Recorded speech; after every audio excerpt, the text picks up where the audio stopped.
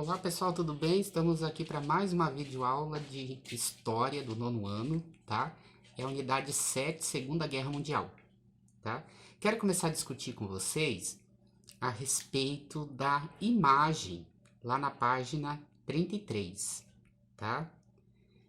31, quer dizer, se vocês observarem a imagem, vocês vão ver que tem uma manifestação nazista, né? Que os soldados estão todos em disposição enfileirado, que era uma das práticas, né? Quase como se fosse um ritual dos governos totalitários, já que esses governos totalitários, eles eram mantidos através da relação direta do governante com os militares, na tentativa de militarizar essa sociedade. Então, isso na Alemanha é muito forte, né? Até os trabalhadores rurais, trabalhadores das empresas, tinham como se fosse espécie de exércitos, né? Que faziam manobras com a pás, com foices, né? Como se tivesse, como se fosse um exército, um pilotão do exército manobrando seus fuzis, né? E fazendo manobras. Então, quando eles vinham para essas reuniões, que eram extremamente organizadas, né? Com palco gigante para demonstrar todo o poder da Alemanha, né? O Hitler discursava em cima de caixas, porque ele tinha que se aparecer alto perante a população. Lembrando que o Hitler era baixinho, né? Era uma pessoa bem baixa, né? Então você vê ali a disposição, todo mundo fazendo postura militar, fazendo continência, todo mundo em formação de fila. Era o que o regime autoritário pregou para subir ao poder, né? Uma organização da sociedade. E a gente tem que lembrar que toda a campanha do Hitler foi feita em cima desse momento histórico, após a Segunda Guerra Mundial, né? O que você tinha após a Primeira Guerra Mundial? Você tinha uma situação de conflitos sociais muito fortes no contexto da subida desses regimes totalitários. Ou seja, como que esses regimes totalitários chegaram ao poder? Em cima de qual terreno que eles se apoiaram e essas campanhas políticas foram feitas, né? Em qual contexto social? Né? Um contexto social pós-Primeira Guerra, né, de destruição da agricultura por causa dos bombardeios que aconteceram na Europa, destruição das indústrias, das cidades, uma falta de população muito grande para trabalhar, para voltar a trabalhar depois da Primeira Guerra, porque até crianças de 13, 12 anos foram convocadas para a guerra, idosos, mulheres, né? Então você tem uma situação de falta de trabalhadores, porque a guerra consumiu milhares de pessoas. Foi uma guerra muito corpo a corpo, inicialmente, até o momento das trincheiras, né? Era uma guerra muito corpo a corpo. O pilotão de um exército enfrentando outro exército corpo a corpo. Tanto que até as armas deles tinham as baionetas na ponta, que quando acabasse as balas, você ia furando os outros soldados com aquela ponta de lança que tinha na, na ponta do armamento deles, dos rifles. Então, olha só. E que contexto é esse?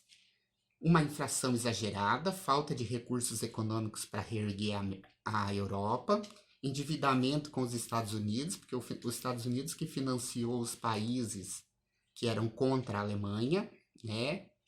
Então, de certa forma, tá todo mundo em crise, mas para a Alemanha tá pior. E por que está pior para a Alemanha? Por causa da questão do Tratado de Versalhes, que vocês lembram que o Tratado de Versalhes impôs duras penas à Alemanha. E principalmente porque a Alemanha não podia se militarizar, a Alemanha perdeu a região da Alsácia e Lorena, que era uma região rica em ferro e minério de carvão, que era a base da industrialização para a França. Né? Isso até acarretou um desenvolvimento rápido da indústria francesa, enquanto os alemães ainda tiveram que pagar pesadas indenizações para os países ganhadores da guerra. E além disso, sem poder se industrializar, porque tinha perdido essa região importante em minério de ferro e minério de carvão, que era a fonte de energia principal, e o minério de ferro era a matéria-prima principal para a indústria, para o desenvolvimento da indústria naquele momento. Ela não podia se militarizar, então também de certa forma não podia organizar a violência dentro do país, né? Não tinha uma polícia forte que pudesse ser efetiva no processo de violência. E que processo de violência que é esse que tem na Alemanha após a Primeira Guerra Mundial?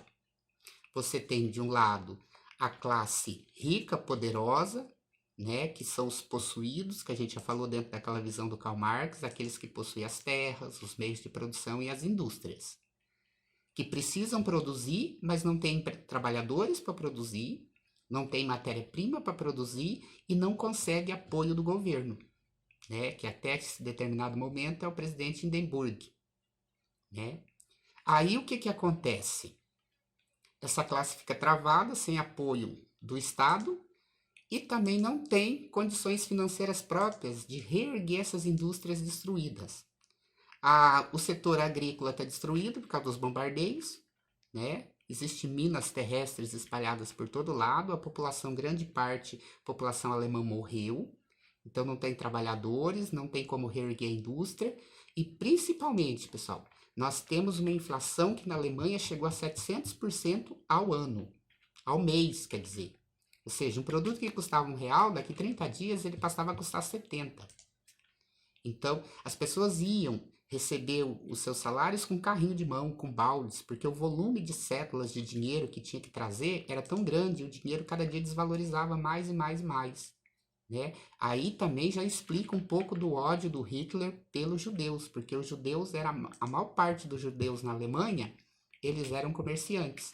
Mais tarde o Hitler culpa eles dessa hiperinflação, que eles, como comerciantes, dentro daquela lei da oferta e da procura, faltavam produtos para a alimentação da população e os preços subiam demais.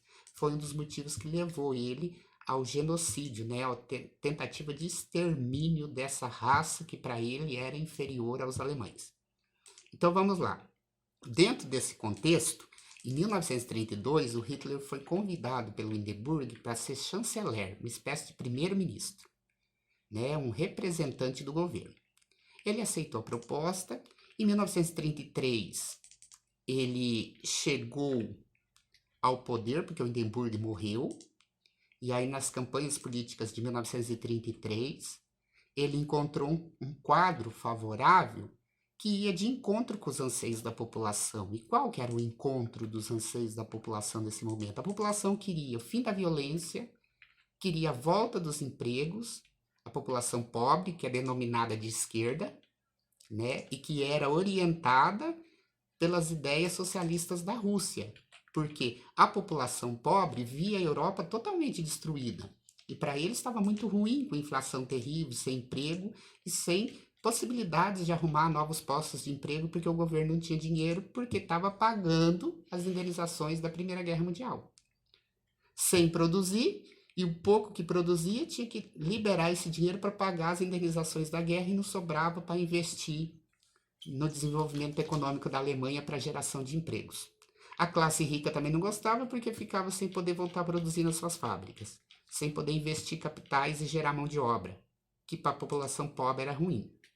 Então a população pobre, a dita chamada população de esquerda, se voltou para o lado do socialismo, porque desde 1917, com a Revolução Socialista na Rússia, a Rússia fez com o Lenin a distribuição de terras, a reforma agrária, tirou a Rússia da Primeira Guerra Mundial, sobrou dinheiro para amenizar a situação econômica dos russos, que eram ruim. Então, de certa forma, lá na Rússia estava tudo caminhando às mil maravilhas até esse momento. E a classe operária, a classe pobre, via a Rússia como uma possibilidade de melhorar de vida e começou a se voltar para as ideias socialistas, querendo um governo dito de esquerda, né, que representasse a classe trabalhadora. Mas isso incomodava muito o rico, porque vocês sabem que dentro daquele jogo de classes sociais, se a classe trabalhadora vai implantar um socialismo, né, para aquele momento, porque para hoje isso não é mais possível, né? Por isso que a gente já chama de socialismo utópico, porque as possibilidades de implantação do socialismo não existem, isso somente é discurso demagógico, né, quando algumas pessoas querem se legitimar ao poder, porque a gente sabe que isso não é possível, isso já foi tirado de possibilidades. Então, diante dessa situação, o que você tem? Você tem a classe rica que tem muito medo da subida dessa classe operária ao poder, Porque se falar em reforma agrária, suas terras vão ser divididas, suas indústrias, mesmo que destruídas, vão ser repartidas, e vai começar o processo de estatização. Os bens privados da classe rica vai passar para o Estado e vai fazer parte de todos. Ou seja, ninguém tem nada, mas ao mesmo tempo é de todo mundo porque é do Estado. Então ficou esse jogo político entre a direita e a esquerda. O Hitler faz esse discurso. Como que o Hitler, então, consegue chamar a direita rica para o seu lado e, ao mesmo tempo, chamar a esquerda pobre também para o seu lado? Qual que era o anseio de todo mundo? Acabar com os saques, porque as pessoas saqueavam os mercados, as terras, as lavouras, os celeiros em busca de comida, porque não tinha comida depois da guerra. Depois de 4 anos de guerra, não tem comida. Então, o que foi feito? O Hitler falava de colocar a polícia na rua, de acabar com as greves, chamando a atenção dos ricos, de parar de pagar as indenizações, porque daí sobraria dinheiro para investir na indústria. Isso chamava a atenção da população rica. E a população pobre chamava a atenção o fato de que, se gerasse emprego, elas poderiam voltar a trabalhar e poderiam comprar os seus alimentos. As indústrias, as fábricas, as terras produziriam e teriam novamente alimentos controlando a inflação, porque entra na lei da oferta e da procura, se tem alimento, o preço baixa. Né? E o Hitler também começou com aquela ideia nas campanhas políticas dele, de que a nação alemã deveria ser a nação mais importante, que o alemão deveria ter orgulho de ser alemão, que o povo tinha que ter orgulho de representar o seu país. Todo aquele discurso bastante ultranacionalista, né? Que a Alemanha era um lugar muito bom e que os alemães eram uma raça perfeita.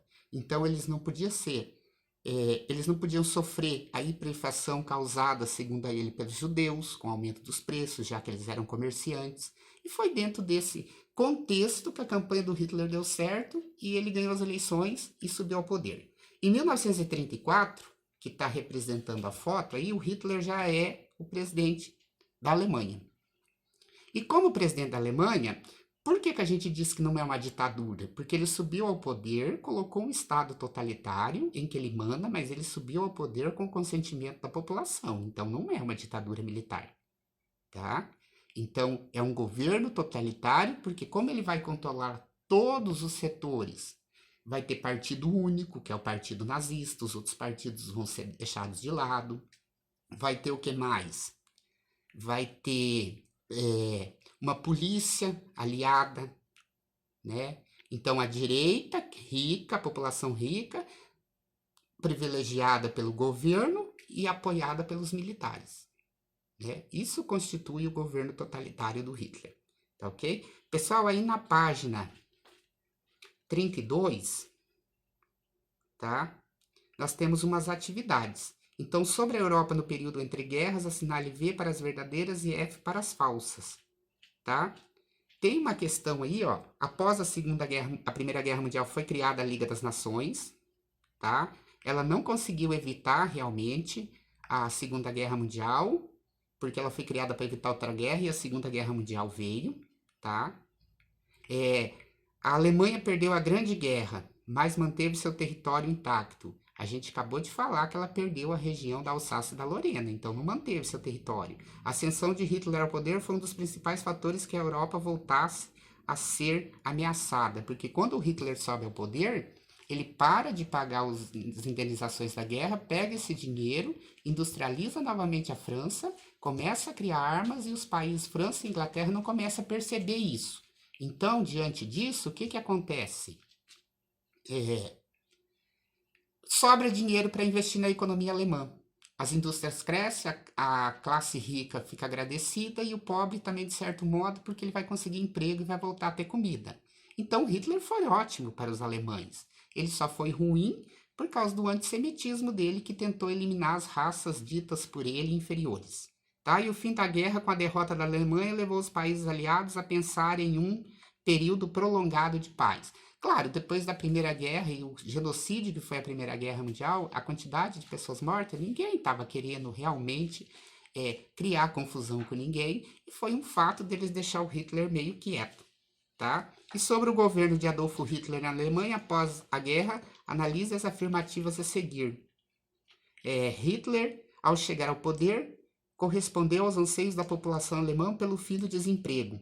Foi, acabei de falar para vocês que ele investiu o dinheiro que ele não pagava das indenizações do Tratado de Versalhes na indústria, na produção agrícola, né? Isso gerou emprego, melhorou a vida de todo mundo. O alemão sentia orgulho de ser alemão e a propaganda dele era toda voltada para isso. Vocês lembram mesmo lá no filme O Menino de Pijama, listado, que mostra aquele professor que ia até a casa daquele general alemão ensinar o menininho e a mocinha, né?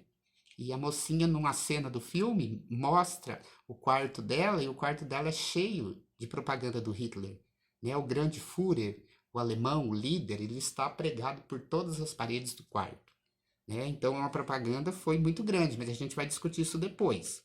Tá? A manutenção e o respeito às cláusulas do Tratado de Versalhes.